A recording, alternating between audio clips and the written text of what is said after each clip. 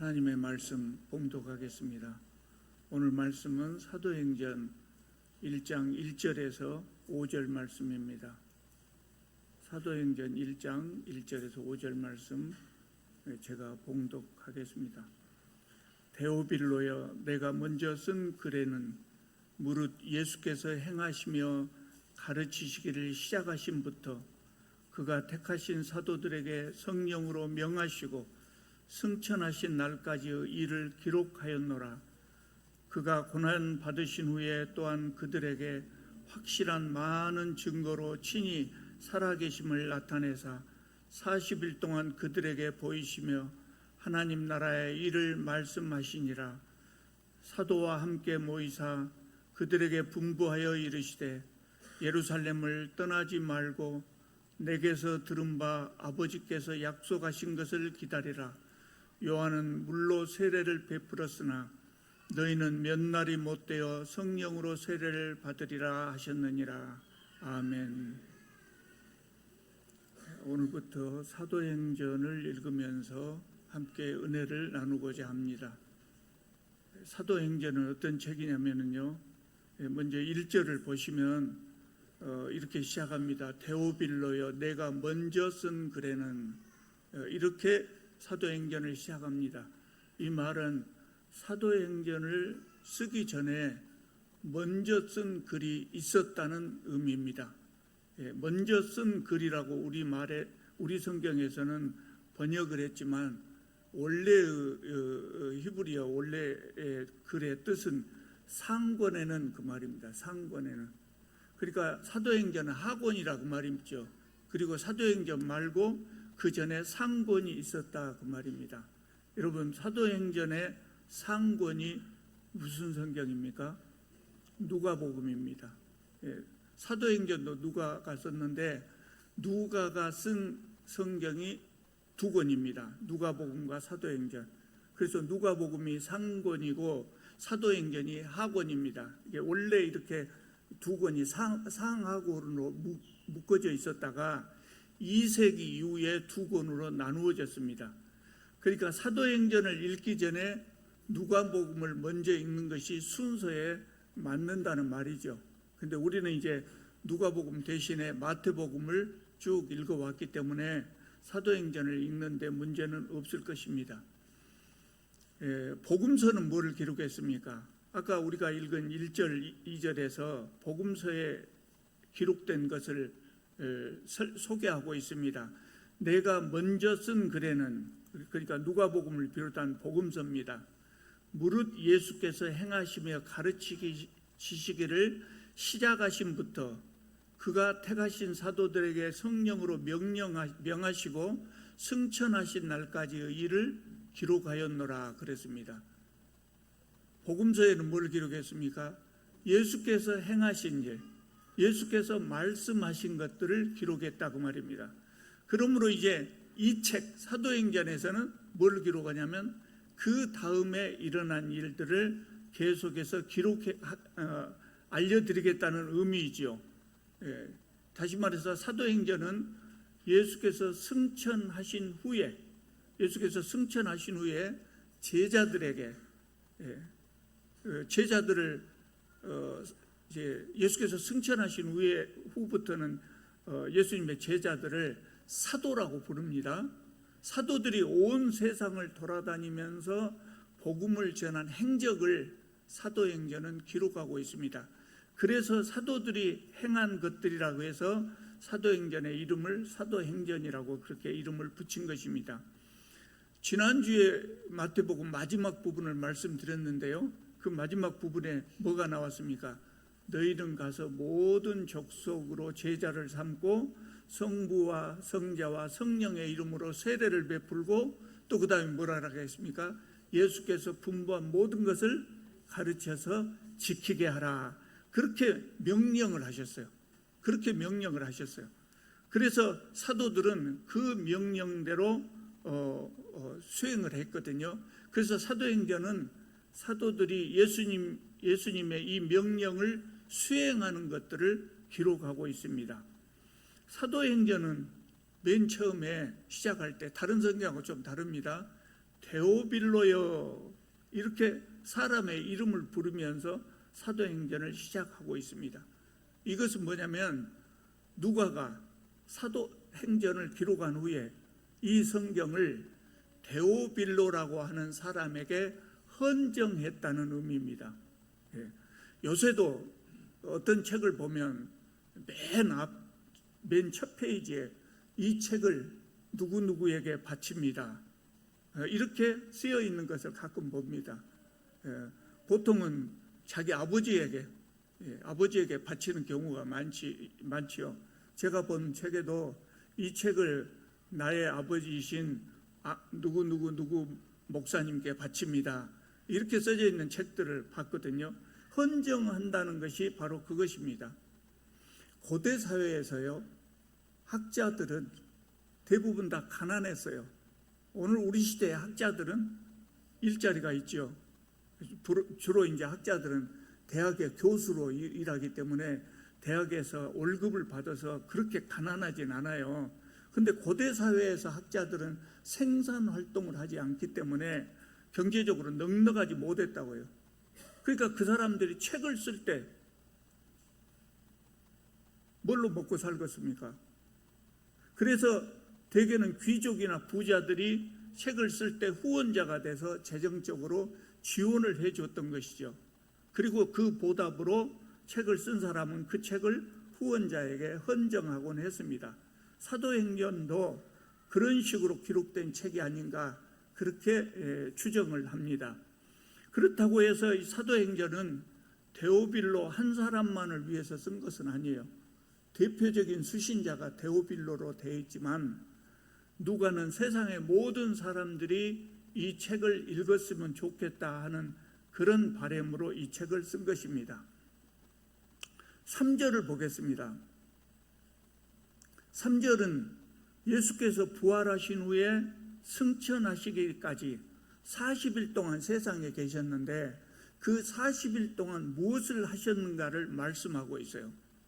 3절을 보면 그가 고난받으신 후에 또한 그들에게 확실한 많은 증거로 친히 살아계심을 나타내사 40일 동안 그들에게 보이시며 하나님 나라의 일을 말씀하시니라, 이렇게 기록하고 있습니다. 그러니까 예수님이 부활하신 후에 40일 동안 승천하시기까지 40일 동안 세상에 계시면서 하셨던 일을 누가는 두 가지로 요약하고 있는데요. 첫째가 뭐냐면 친히 살아계심을 나타내셨다 그랬어요. 십자가에서 그냥 돌아가시고 끝난 것이 아니라 부활하셨다고 하는 것을 확실하게 알려주셨다는 거예요. 그것을 알려주시기 위해서 뭘 사용했다고 했어요? 확실한 많은 증거를 사용했다. 확실한 많은 증거로 나타내 보이셨다 그랬어요. 그 증거가 뭐냐면 첫째로 제자들에게 친히 와서 보여주셨어요. 또 음식을 함께 나누어 먹기도 하고 또 손과 옆구리에 있는 상처를 만져보게도 하셨어요. 고린도전서 15장을 보면 부활 후에 예수님을 만난 사람들의 목록을 쭉 기록하고 있는데요.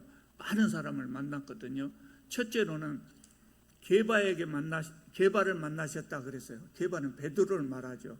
베드로를 만나고 그 다음에 12 사도를 만나고 그 다음에는 500명이나 되는 형제들에게 한꺼번에 보이시고 또 야고보에게 보이시고 또 모든 사도에게 보이시고 그리고 맨 나중에 만삭되지 못하여 난 자와 같은 나에게도 보였다 그랬어요. 나가 누굽니까? 바울, 사도 바울이 그렇게 이야기를 했어요. 그러니까 예수님께서 40일 동안 계시면서 많은 사람들을 만나서 예수께서 부활하신 사실을 알려주신 거예요. 예수께서는 부활 후 40일 동안 제자들을 가르치셨고 그 결과로 제자들이 놀랍게 변화가 됩니다. 여러분, 제자들은 이전에 어떤 사람들이었습니까? 한마디로 제자들의 모습을 잘 표현해 준 것이 뭐냐면 서로 높은 자리에 올라가려고 다퉜어요. 서로 예수님이 임금님이 되시면 정승 판서는 누가 할 것인가 서로 다투고 있었다고요. 또 두 번째로 뭘 했냐면 예수께서 십자가를 지셨을 때 제자들은 어떻게 됐어요? 다 도망가, 예수님 버리고 다 도망가 버렸습니다.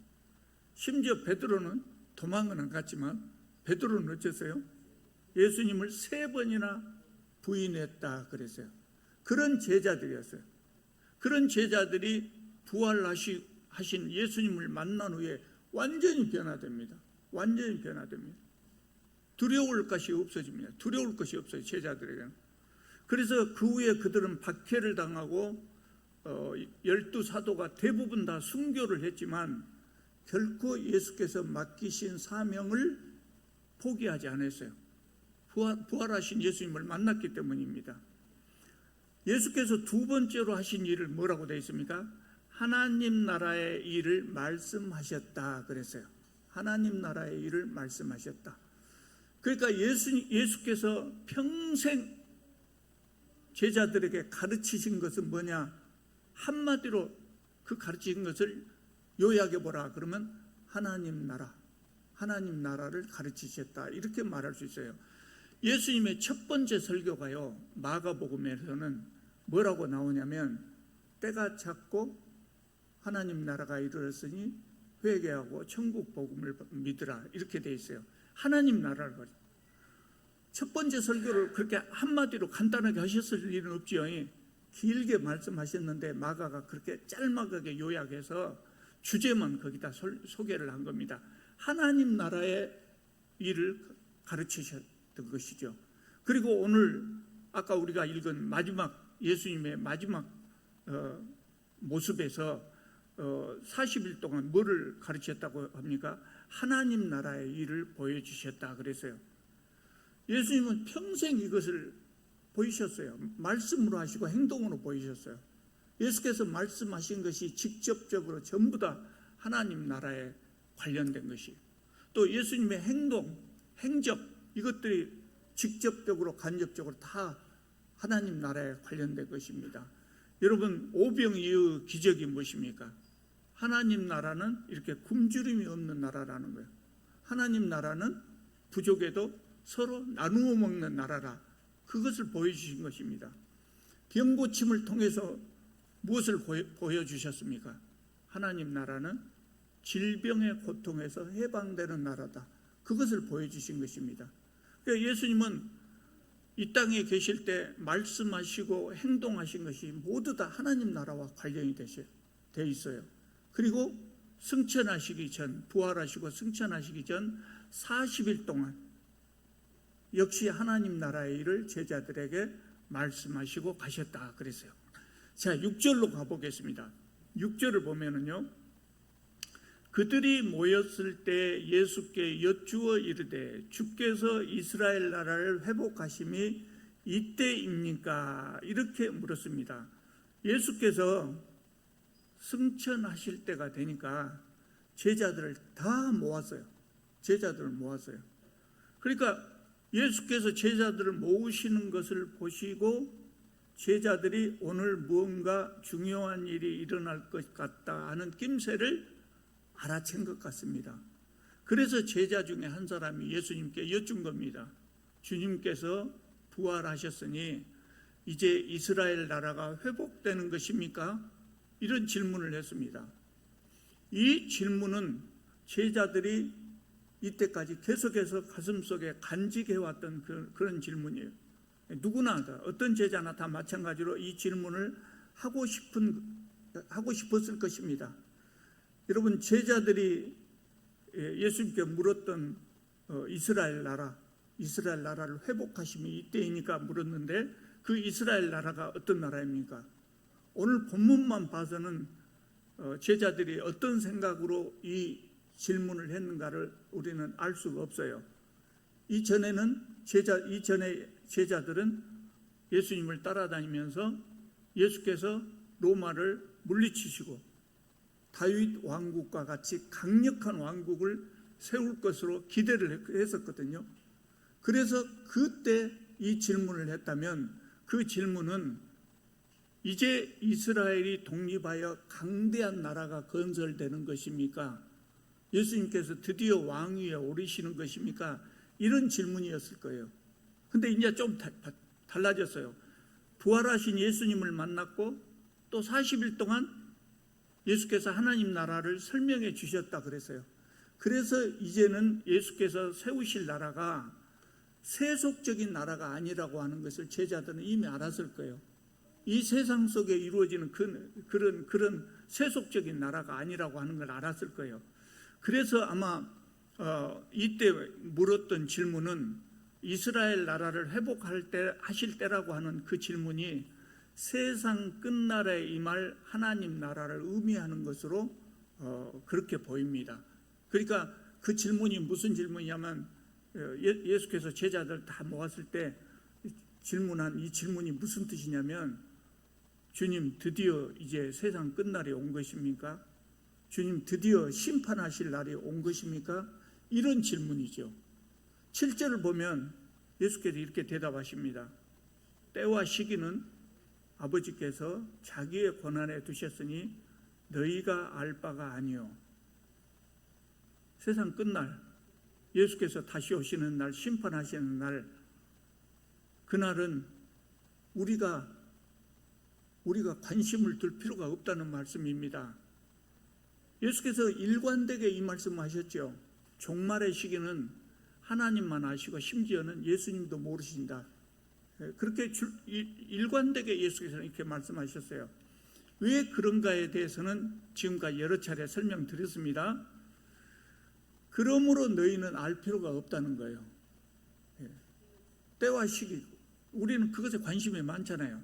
누구나 다 관심이 많아요. 그래서 예수님의 제자들도 그때 그렇게 물어본 거예요. 그런데 그것은 너희들이 알 필요가 없다는 거예요. 중요한 것은 뭡니까? 그 다음에 8절에 나옵니다.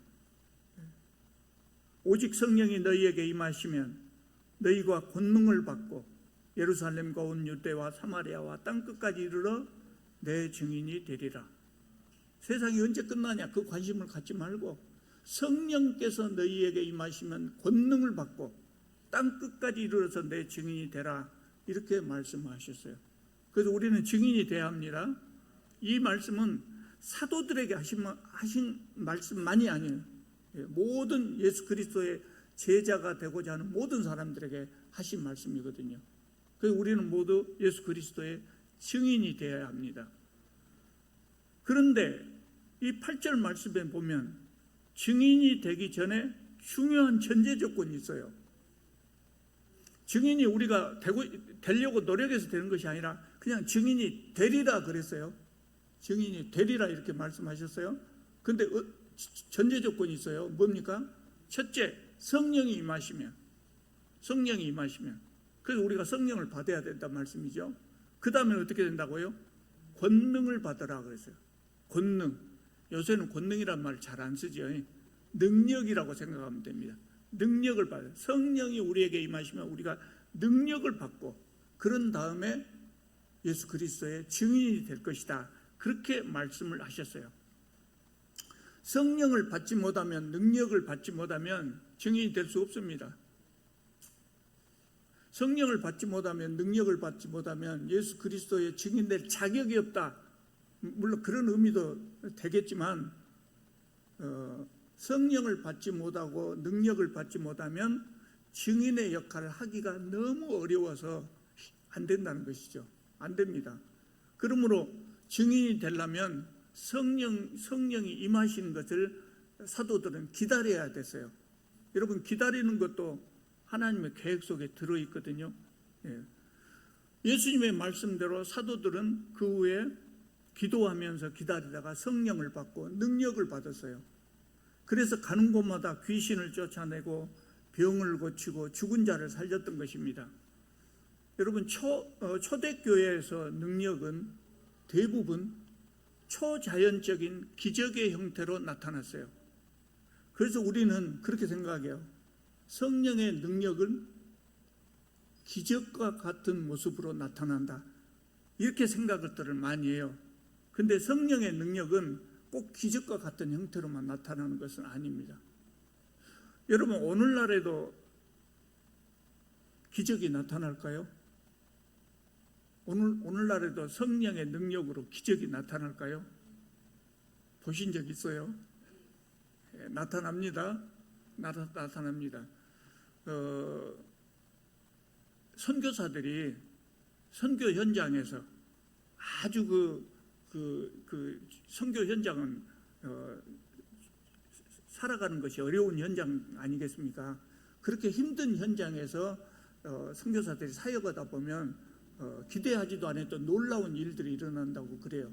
그래서 오늘뿐만 아니라 뭐 21세기뿐만 아니라 22세기 언제든지 미래에도 성령의 능력은 초자연적으로 나타날 수가 있습니다. 그런데 지금은 옛날보다는 덜 나타나죠. 왜 덜 나타날까요? 왜 덜 나타나냐면 물질 문명이 발달하기 때문에 그래요. 물질 문명이 발달하면 왜 기적이 덜 나타나냐?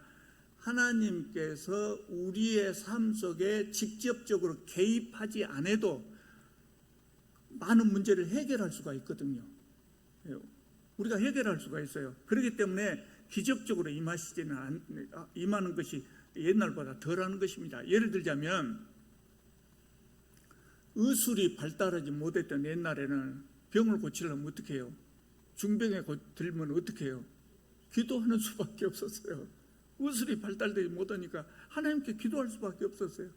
그런데 지금은 의술이 발달해가지고 대부분의 질병들을 의사들이 잘 고칩니다. 그러니까 하나님께서 기적적으로 임하실 필요가 없는 것이죠. 여러분, 우리 옆에 정말 아파가지고 힘든 사람이 있습니다. 그럼 어떻게 해야 됩니까? 기도만 하고 있으면 안 됩니다. 물론 그 사람을 위해서 기도해야죠. 우리는 기도해야 되지만 기도만 하고 있으면 안 된다. 병원에 데리고 와야죠. 본인이 알아서 병원에 가면 좋지만 가난해갖고 병원에 갈 수가 없다. 그럼 어떻게 해야 돼요? 우리가 돈 걷어서 병원에 모시고 가야죠. 그것이 헌금이요. 그거 헌금입니다. 또 의사가 없는 아주 낙후된 그런 지역에는 우리가 의사를 선교사로 파송할 수도 있잖아요. 또 우리가 병원을 현금을 걷어서 병원을 지어줄 수도 있고, 이렇게 우리는 사역할 수 있다는 겁니다. 하나님께서는 우리 세상의 섭리 사역을 하나님께 누구에게 맡기셨어요? 우리에게 맡겨주셨어요. 그래서 우리가 하기를 원하셔요. 하나님께서 기적적으로 개입하시는 것은 우리가 하는 것을 개입하시는 거거든요. 우리가 하기 어려운 일을 개입하시지 우리가 할 수 있는 것을 하나님 개입하시지 않아요. 그러니까 우리 옆에 어려운 환자가 있을 때 기도도 열심히 하지만 그 사람을 위해서 우리가 돈을 내서 병원에 데려갈 필요도 있다는 거예요. 하나님은 우리가 그렇게 하기를 원하시죠. 그러므로 하나님 나라를 보여주는 능력은 늘 초자연적인 것만 나타나는 것이 아니에요. 오늘날에는 여러분, 가난한 사람들을 먹이고 치료하기 위해서 헌금을 모으는 것, 이것도 하나님 나라의 능력을 보여주는 겁니다. 여러분, 자본주의 사회에서 돈이 뭐입니까? 생명과 같은 겁니다. 그런데 생명과 같은 돈을 아낌없이 헌금합니다. 넣을 수 있다는 것, 그것도 기적입니다. 그것도 기적입니다. 또 바르게 사는 것도 하나님 나라의 능력을 보여주는 겁니다. 우리는 부패하고 타락한 세상 속에 살고 있습니다. 그래서 특별한 생각 없이 살면 자신도 모르는 사이에 몸에 때가 묻습니다. 나도 같이 부패하고 타락하게 되어 있습니다. 그런데 그런 세상 속에 살면서도 예수 믿기 때문에 바르게 살 수 있다고 하는 것은 기적을 행하는 것 못지않게 어려운 일입니다. 그래서 이런 것들을 행하는 것도, 어려운 이웃을 위해서 헌금하고 또 내가 예수 그리스도를 믿는 사람답게 바르게 사는 그런 것을 위해서도 성령의 능력을 받아야 된다는 겁니다. 우리가 이런 일을 행할 수 있을 때 안 믿는 사람들이 우리를 보고 기독교인의 권능을 인정하는 것입니다. 또 성령이 임하시고 능력을 받으면 내 증인이 되리라 그랬습니다. 증인이 무엇입니까? 증인은 보고 들은 사실을 증언하는 사람입니다. 예수께서 내 증인이 되리라 그랬을 때 내 증인은 예수 그리스도의 증인을 말합니다. 그러니까 예수 그리스도의 증인이 된다고 하는 것은 예수께서 가르치셨던 것, 예수께서 행동하셨던 것을 증언하는 사람이 되는 겁니다. 특히 예수께서 부활하셨다고 하는 사실을 증언하는 사람이 되는 것입니다. 그러므로 우리가 기독교인이라면 예수 그리스도의 증인으로 살아야 됩니다. 우리는 이 시대에 어떻게 예수 그리스도를 증거할 수 있습니까? 우리가 이웃에게 예수 그리스도를 증거하면서 살아야 되는데 어떻게 증거할 수 있겠습니까? 대부분 말로 전달하죠. 전도하는 것이 그것입니다. 말로 합니다. 그런데요, 오늘 우리나라 사람들은 예수님에 대해서, 교회에 대해서, 하나님에 대해서 모르는 사람이 없어요. 다 잘합니다. 너무나 많이 들어서 이제 별로 안 듣고 싶다고 합니다. 별로 안 듣고 싶다고 그래요. 그럴 때 우리는 예수 그리스도의 그 모습, 예수 그리스도의 하신 말씀, 행동, 이런 것들을 무엇으로 보여야 되겠습니까? 삶으로 보여야 됩니다. 삶을 보여야 됩니다. 우리의 삶으로, 예수 믿고 변화된 삶으로, 예수 그리스도를 믿고 가난하고 소외된 사람들을 섬기는 그 모습으로, 그 삶으로 세상 사람들에게 보여야 됩니다. 증인이 된다고 하는 것은 선교사가 되는 것만을 의미하는 것이 아닙니다. 여러분, 우리가 증인이 되기 위해서 다 선교사가 될 수 없지 않습니까? 다 선교사가 되버려도 안 됩니다. 다 선교사가 되면 교회는 누가 지킵니까? 선교사들에게 후원은 누가 하겠습니까? 그 다 선교사가 되면 안 됩니다. 많은 사람들은 삶의 현장을 지키면서 그 삶의 현장에서 그리스도를 전하는 증인이 되어야 합니다. 그것이 뭐냐면 부활하신 예수님을 만난 사람답게, 부활하신 예수님을 만난 사람답게, 변화된 사람답게 그렇게 세상을 사는 겁니다. 쉽게 말하자면 무슨 말이냐면 못된 짓 하면 안 된다 그 말입니다. 예수 믿는 사람은 못된 짓 하면 안 된다는 거예요.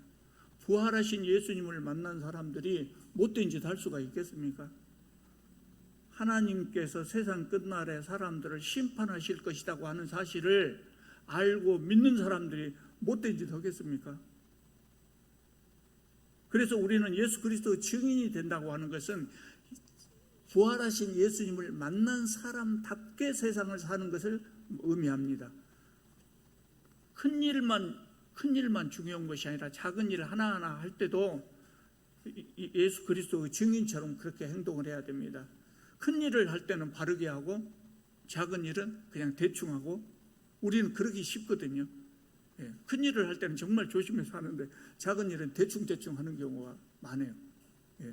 그래서 우리가 정말 큰 일을 할 때 예수 그리스도 증인답게 행하는 것뿐만 아니라 운전할 때도 증인으로서 행동을 해야 됩니다.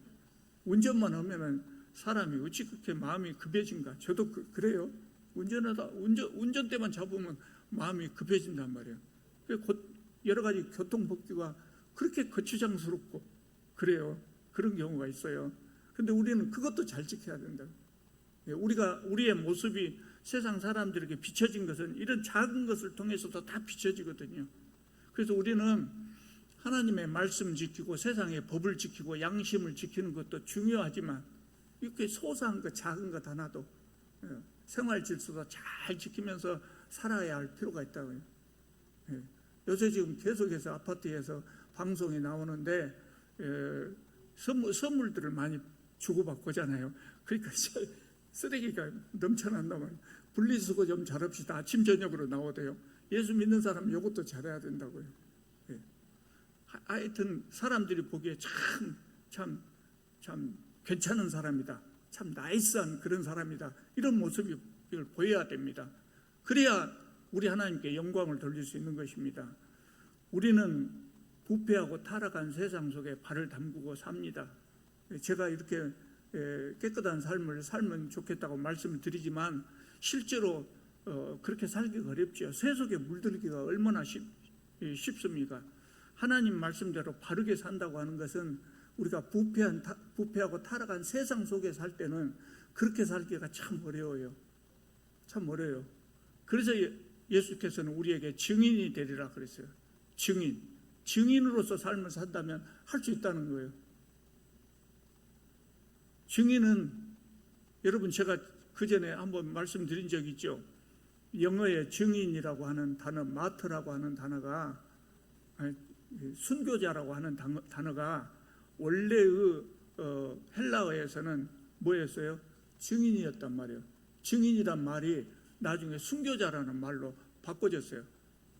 왜냐하면 예수 그리스도를 증언했던 많은 분들이, 사도들은 말할 것도 없고 많은 사람들이 순교를 당했거든요. 그러니까 우리가 순교한다고 하는 각오로 살면 못할 일이 없겠죠. 못할 일이 없겠죠. 사도들은 순교를 각오한 증인의 삶을 살았습니다. 그래서 능력이 있었던 것입니다. 여러분, 우리가 지금 세상을 살면서 순교할 일이 있겠습니까? 순교할 일은 없습니다. 그러나 사도들처럼 순교한다고 하는 그런 자세로 산다면 하지 못할 일이 없다는 거예요. 능력 있는 삶을 살 수 있을 것입니다. 예수님은 증인이 되리라고 말씀하신 후에 승천하셨습니다. 그 예수님께서 다시 오십니다. 그때까지 우리들은 예수님의 명령대로 성령 받고 능력 받아서 증인의 삶을 살 수 있기를 바랍니다.